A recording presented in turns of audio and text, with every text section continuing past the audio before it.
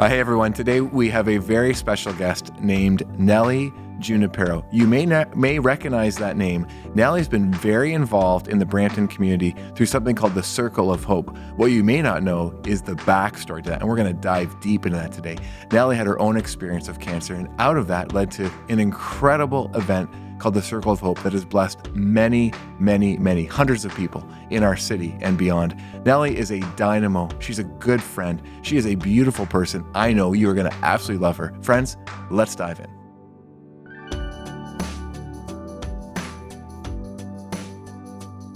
Hi, everyone. Thank you so much for joining us on the Good News Podcast today. We have a very special individual. This is a good friend of mine, someone whose story I know you're going to be both blessed by and inspired by. This is Nellie Junipero.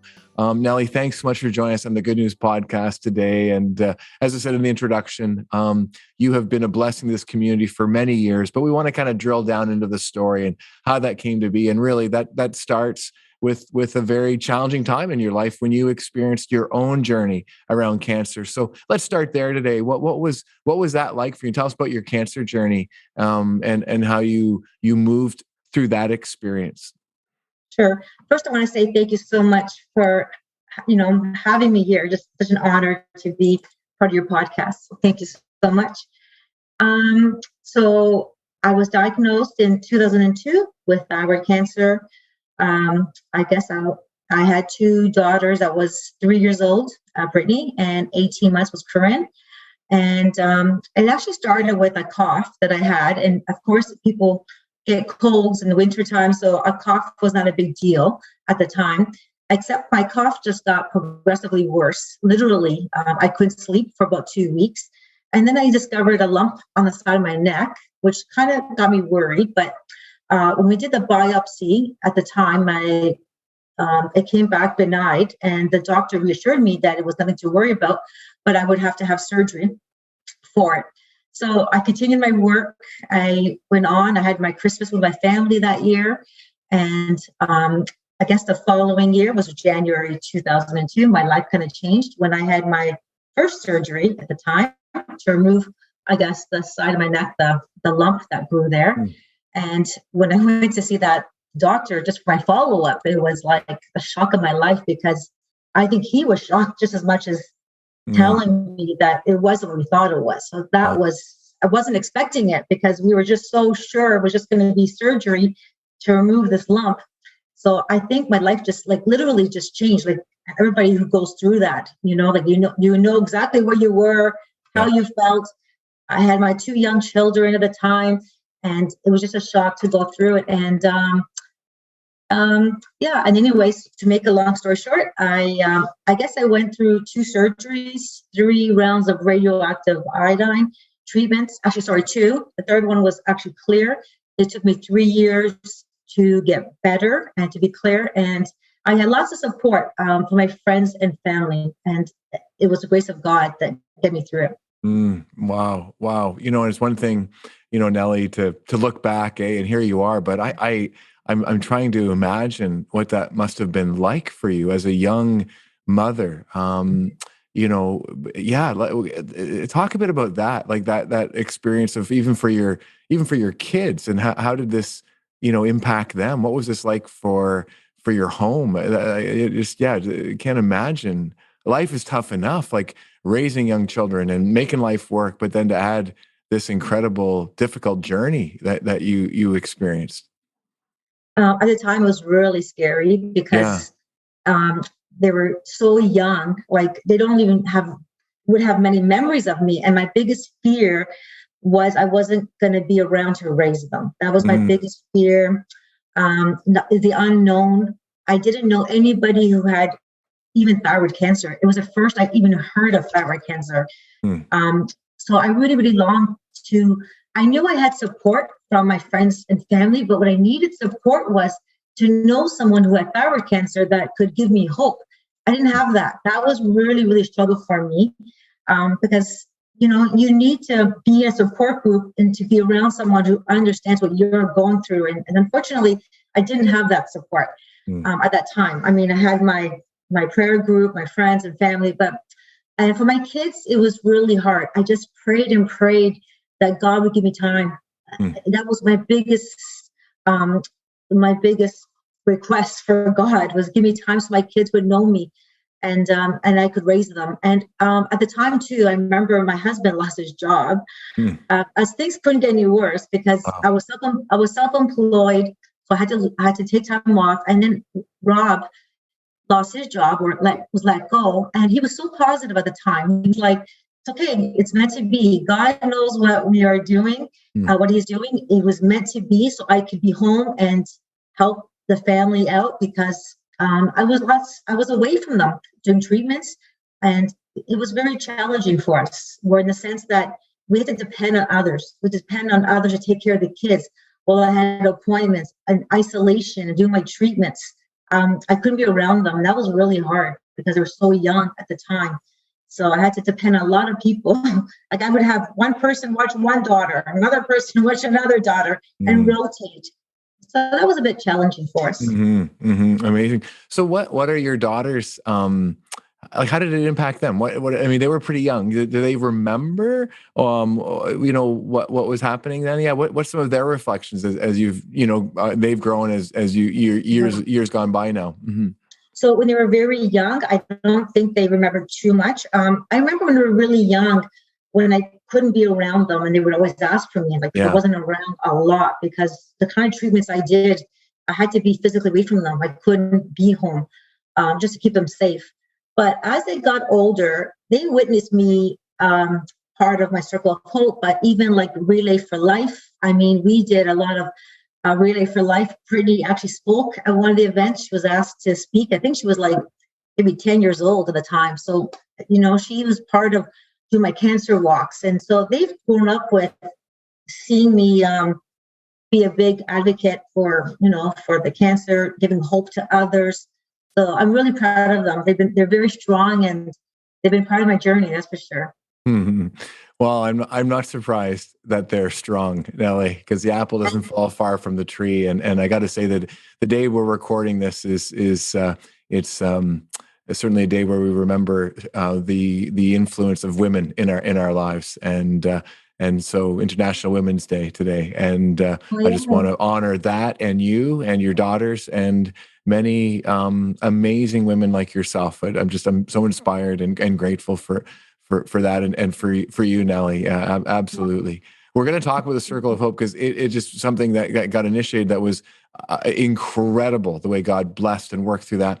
But before we do that, maybe in your own life personally, as you were living through these dark, challenging, overwhelming, I might even add, days, where were you finding hope as you think back? Where were the places of hope for you? You certainly mentioned God and prayer and your faith, and that's, yeah, I absolutely understand that. What a huge way for you to find hope. In addition to that, where else were you finding hope along the way?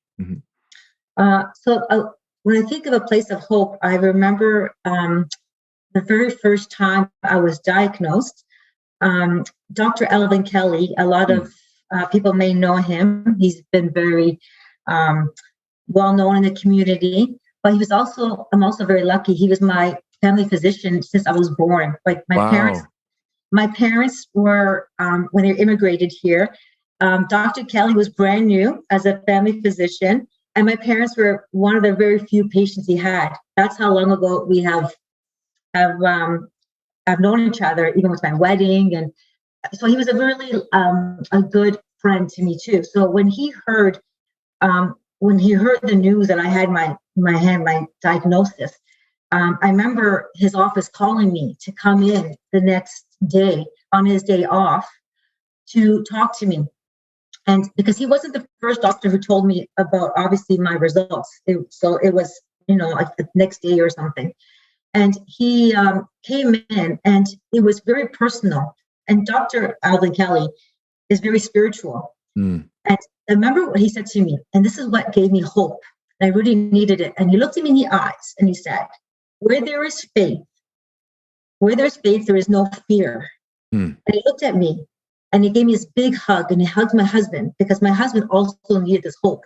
And I remember the three of us just like hugging each other. And I just felt like, okay, I got this. But Mm. I knew I couldn't go through this alone without God. And Alvin Kelly gave me that quote, and that has been with me even till today. Like since 2002, I still remember that quote: "Where there's faith, there is no fear." And I tell other people this when people are going through any hard time or they have a diagnosis. I remind them that quote, and I hope it helps them as much as it helps me. But that was my first place of hope that I had. Amazing. Wow. And um, to be blessed with a doctor who was a person of faith, Nellie, with you being a person of faith, I can't imagine that phrase where there is faith, there is no fear. Talk a bit about how that worked itself into your life, into your mind, into your heart. What were some of the scenarios, if we could kind of delve into that a little bit, where those words were really important for you, where you needed to remember where there is faith, there is no fear. Because you mentioned earlier just about the reality of being afraid you weren't going to be around for your daughters, being afraid of, there'd be so much, fear potentially. Where did that phrase from Alvin Kelly, Dr. Alvin Kelly, where did that come to fruition in the sense of, wow, there were moments where you need to hold on to that along the way? So in the very beginning, before I started, because I had to see many doctors, because I guess mine was kind of a rare case. I had to see one ENT to another ENT, and it was very scary because it's like a roller coaster ride. Am I going to be okay? Am I not going to be okay?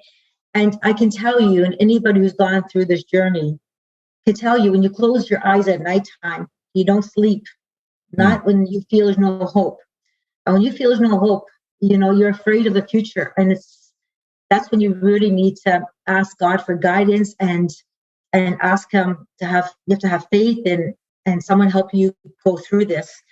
Actually, there's I was looking at the Bible, and I think there's 365 times it mentions that about the do not be afraid. Different quotes, because I was trying to find that exact quote that Dr. Kelly mentioned to me, and I couldn't find it. I actually almost text you, but it mentions like different quotes, like 365 quotes, and it's exactly 365 days in a year. That's great. So I was like trying to think of that, but I remember the one day. I couldn't sleep. I used to watch comedy distractions. I used to watch comedy, so I would stay up late and watch comedy to get my mind off it. And I remember Brittany crying. This is really could be a coincidence, but she was crying. And in the middle of the night when I couldn't sleep, this was like the very beginning when I was very, very scared. And Brittany woke up, or she was crying, and she said to me, "Mom, it's going to be okay." And I remember thinking, "Oh, is God using her to talk to me?" But that was also a sign that maybe I needed reassurance. There was many, many little things I saw on the way to say that I'm going to be okay. I'm going to be okay. And later on, I really feel that God used me. I really feel it. It was definitely a calling afterwards. So. Amazing. Yeah, that's incredible to me, the way that the role of hope and faith were so important for you, like right at the very beginning, and it just continued. And then, as you said, you had a sense that God was going to use you to do something through you. Maybe that's a good time to transition here to what led to the Circle of Hope. And Nellie, tell us a bit about that very special event that you were led to put on, but also like the process on how did God lead you to do that? Such a major initiative. And what was the Circle of Hope for those that may not know? Mm-hmm. So I had no intention of starting any group, to be honest. There was no intention. I didn't know how God was going to use me. All I know is that I was really, really looking for support to help my journey. I wanted Wellspring Chinguacousy, which people may know as a community cancer group organizations in Brampton now. Mm-hmm. And there was no such thing like that. And some people don't even know that even exists, which is actually unfortunate. But at the time, I just really, really wanted to know someone who was going through who can help me through my cancer journey. And because when you go through this, you don't want to burden your family. You don't want to show them how fear you are. You're expected to be strong for them, unfortunately, but sometimes you need to talk and have an outlet for other people where you can show your true feelings.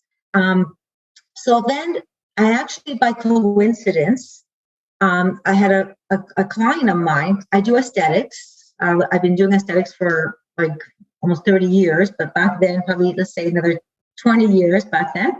And I had a client. So here, no one knows anybody with thyroid cancer. And all of a sudden, I have a client the same age as me is going through the same journey as me. Wow. Almost exactly. It was like what? So we're both supporting each other at the same time. We had different doctors, different hospitals. So she may have had her surgery before me, but I had my treatment before her. So we were kind of supporting each other. That's number one. And the number two, maybe a year later, give or take, another client of mine who was a lot younger than me. She was in her 20s, like maybe 21. And she was so scared. Imagine, I mean, I was like 32. This girl's like 20, 21, like early 20s. And she just got diagnosed. And it was like, okay, I just found myself supporting her.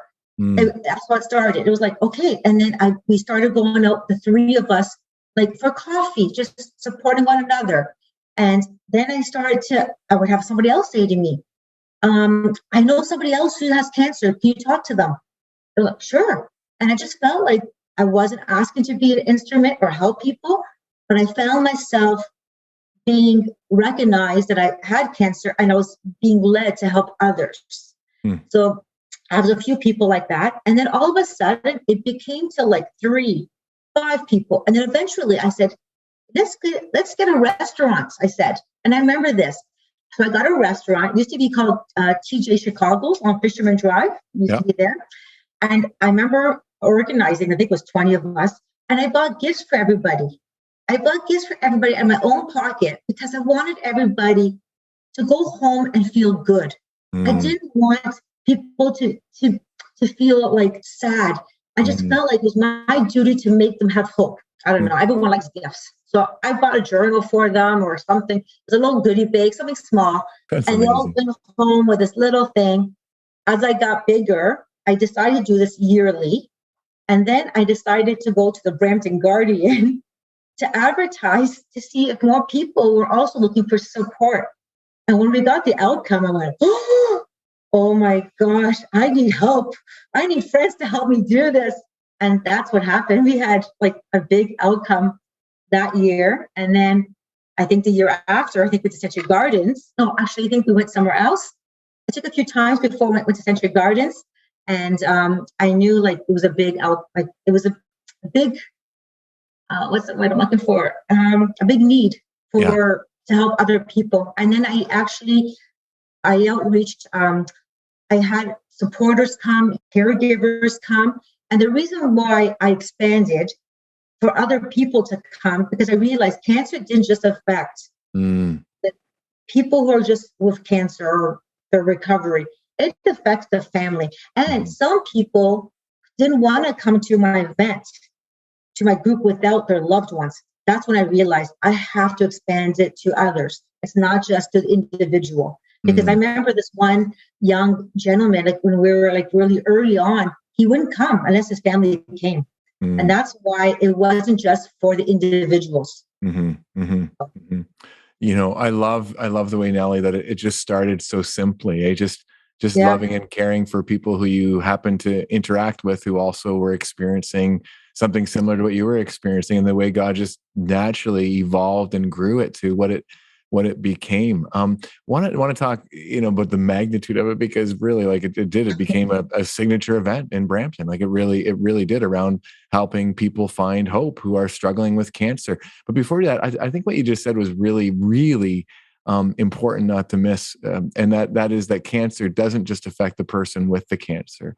Can we talk a bit about that, even in your own life and experience? How did your cancer impact? We talked about your daughters, but how did it impact your husband? How did it impact your other family and friends? Because I think you're right. Like it's more than just the person who has the cancer who's impacted by it. That's a very good question, actually. I think everyone tries to be very strong. Yeah. It's like no one talks about it. It's like, okay, everyone's just strong and everything. My husband just let me do this. He saw me get big. It happened so fast. I remember when I was doing my event, he was like shocked, and my kids got involved. It became a family help. I got my husband involved by taking pictures. My kids were involved. We had to look for sponsors and donations and gifts. I got them involved.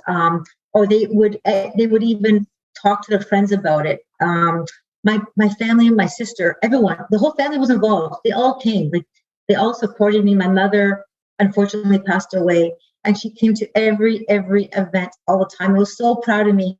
Every time I was in the newspaper, she used to like clip, cut the little clippings and everything. And she was just great. proud.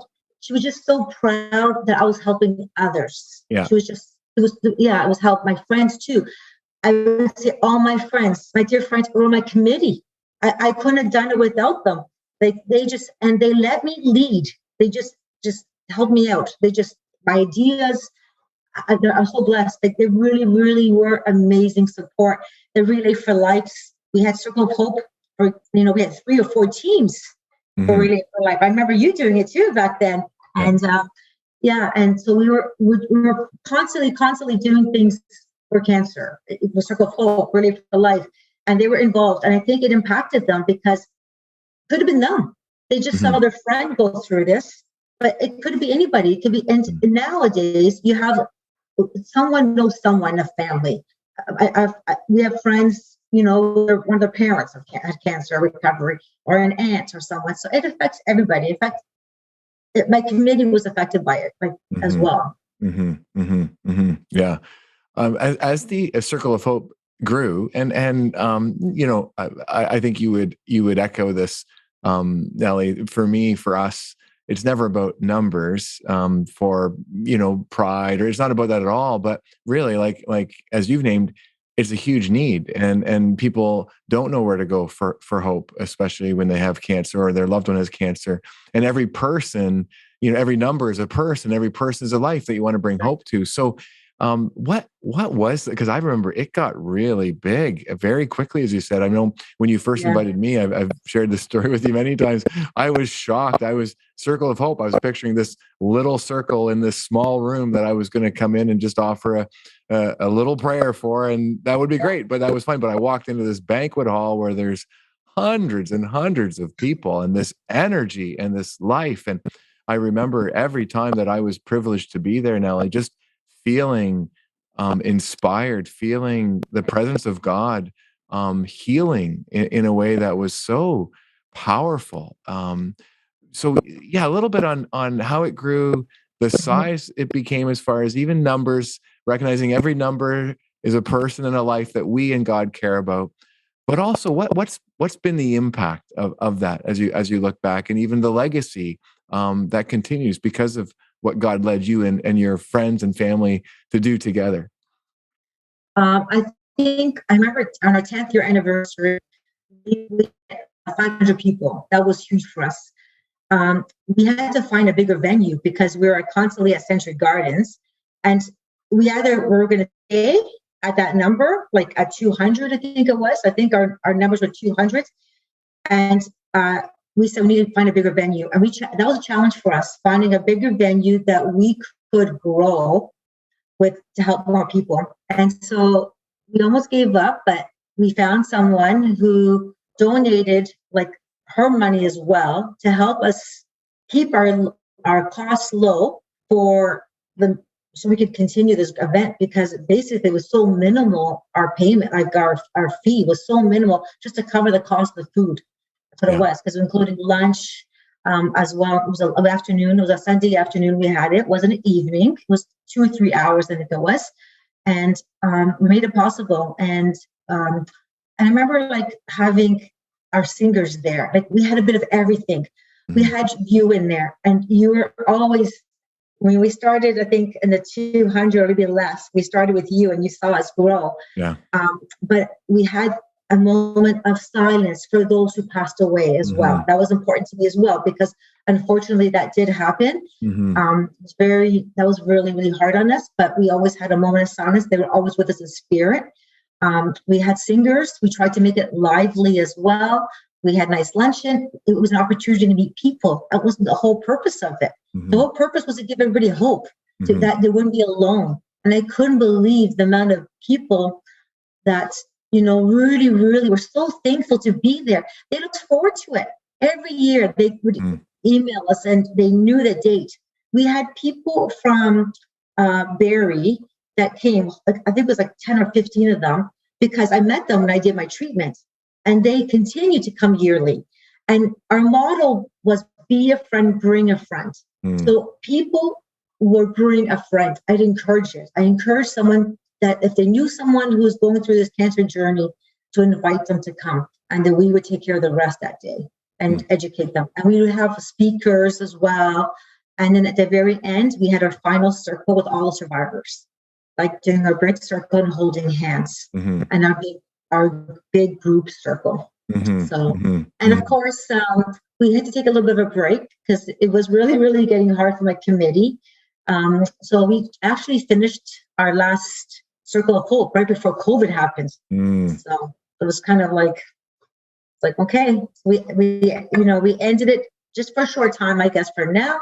And when God uses me to do something else, see what happens. For now, we're on a break, I guess. No, and that's okay. And it doesn't take away the power and impact of those who have been a part of that. They still, there's those connections. I can't imagine how many connections were built through the Circle of Hope. And as you named earlier, we do have a support center, a cancer support center, Wellspring Chinguzi Cancer Support here in Brampton, and on Inspiration Drive. What a great name for where that is. And we had them, and they were part of. I forgot to mention it. We used to have all the organizations that we could think of. We had Canadian Cancer Society there with a table there. We had Look Good, Feel Better there.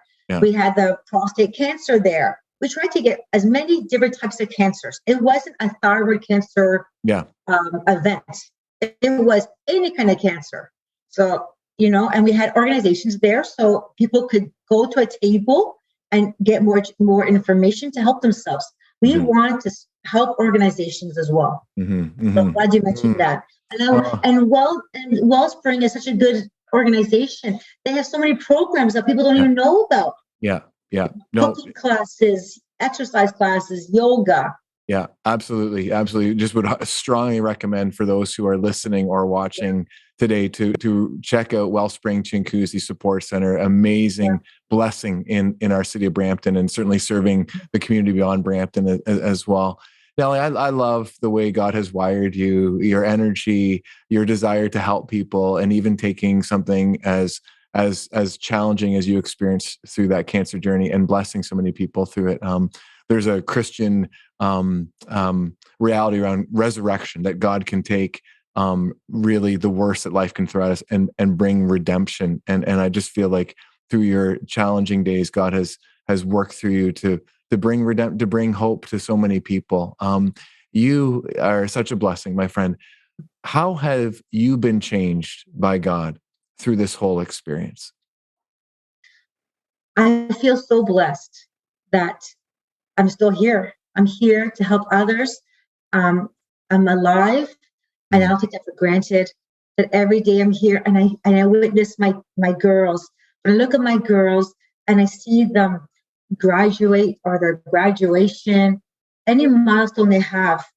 When they were 3 years old at 18 months, I didn't know if I was going to make it another 10 more years. And the fact that my youngest daughter actually has a little boy now, and he's my little grandson. He's 15 months old. These are milestones that I have, and I think in my heart, I'm so happy I can see this, and I just feel that and God gave me a second chance, and I want to make it.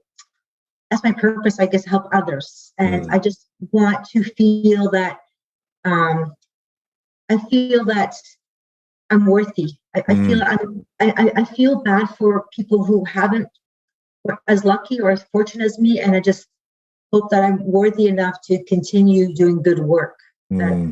That's my thing. When I walk outside and I hear the birds singing, like outside, it's things like that we don't take for granted. People sometimes, like your life can just switch overnight. And when you actually like, when you pause and take deep breaths and hear what's around you, it's a different, your eyes are just become more open, I guess. So just the sounds or the wind touching your face or walking. I always think that I'm healthy when I park my car far away in a parking lot.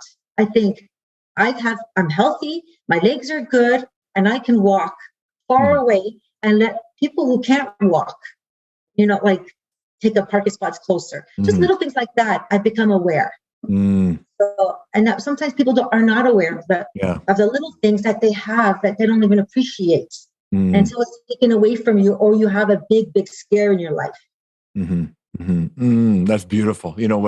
Whether someone has gone through a cancer journey or not, to take those lessons that you're offering us today, that to appreciate our life, to appreciate everything that we have, to know that we're here to bless others, and we can do it in very simple ways every single day, as well as big ways, like offering a major event like the Circle of Hope. I can't wait to see what God's got next for you, Nellie, because I have no doubt that there's some awesome plans in the future, and just love the way you're living every day. Little good news rapid fire here as we close, if we could. Little good news rapid fire. What's the best thing going on in your home these days?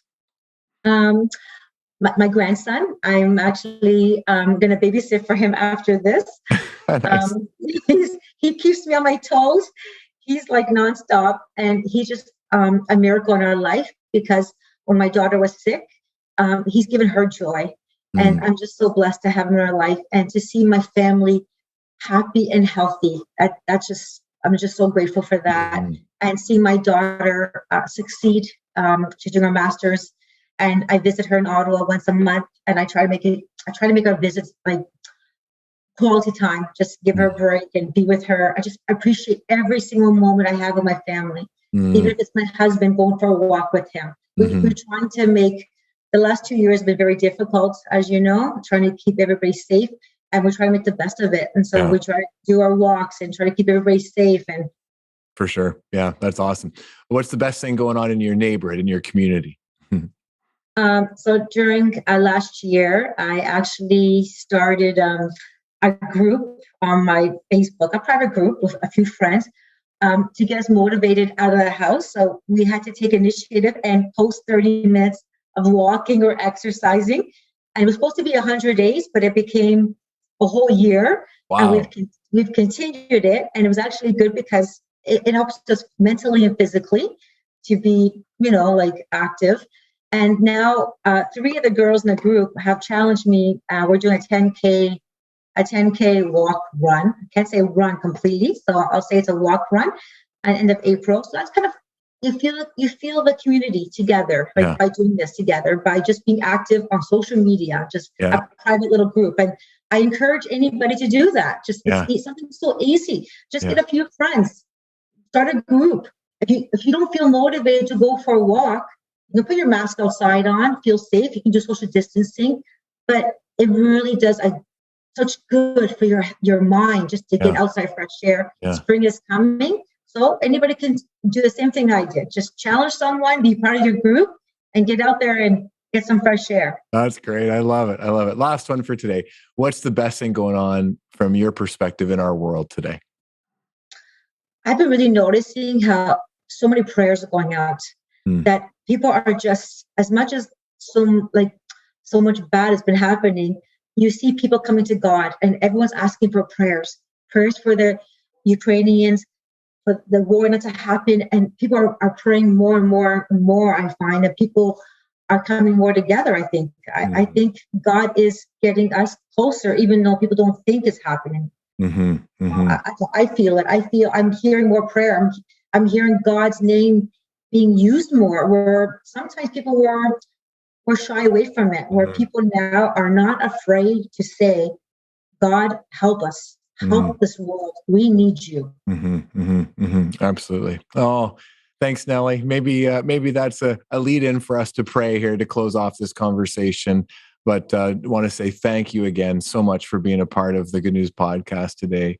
Just love you so much, and love what you and God bring to this world every day. You and God make a great team. Thank you for being part of my friend and being part of my life. You're such a good friend. You never give up on me. Never. For sure.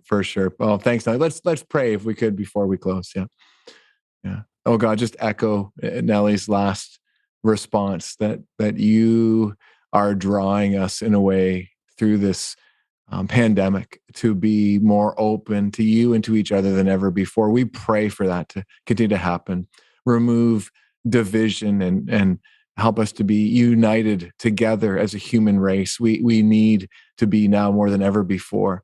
We pray for the people in Ukraine, that you would give them peace and safety, and for a quick resolution to all that's happening there. And just bless Nellie, her family. May everyone who watches and listens to this be inspired by her story, that you can work through anything in our lives to bring hope, not only to us, but to use us to bring that hope to others. So for all of that, we give you thanks and praise, and can't wait to see what you got next in store for Nellie, for her life. We know that you've got some great plans for her. Bless her all along the way. In Jesus' name we pray. Amen. Well, thanks again, Nellie, so much for today. Thank you. Thank you so much. Love you guys. Love you too. Friends, love you as well. And thanks for being a part of the Good News podcast family. Would encourage you, if you've been inspired by this story today, to maybe share this podcast with someone you know who could be blessed by this conversation, this story. Maybe it's someone who has cancer, someone who has a family member who has cancer, who's been through it in the past, or maybe it's happening right now. But yeah, just encourage you to share this with others. Thanks again, Nellie, and friends, God bless you, and hope to see you again soon. Well, everyone, I told you that you'd love Nellie. Isn't she just a beautiful person? Inside and out, without question, and such an inspiration. I love the way that she just has this huge hunger to help others, to bless other people. And as she went through her cancer journey, she just couldn't help herself. It's how God wired her. It's so cool to me. I love the way the Circle of Hope just started so small and grew to something so big. And it just happened organically, naturally, as Nellie let it happen and really listened for God's lead and did her best to follow along. Incredible stuff. Oh my goodness, brought me to tears in a really powerful way. Talking about Alvin Kelly, a good friend to many of ours, a doctor, giving his patient a line that she would remember for the rest of her life. Where there's faith, there is no fear. And how that really guided and strengthened Nellie through her whole journey, but also brought on all these other things like the Circle of Hope. So honor and gratitude for a beautiful person named Dr. Alvin Kelly, who we also remember in this episode. Friends, thanks again so much for being a part of the Good News podcast family. Don't forget to follow us on Instagram, Good News with Jamie Holtum. And next week, you're not going to want to miss it. We have an incredible conversation with a guy named Rob Dalgleish, who is working with the United Church of Canada, bringing resurrection to the church in new ways. And he's got all kinds of stories that I think you'll love and be inspired by. Can't wait to see you then. Friends, God bless you. Till next time.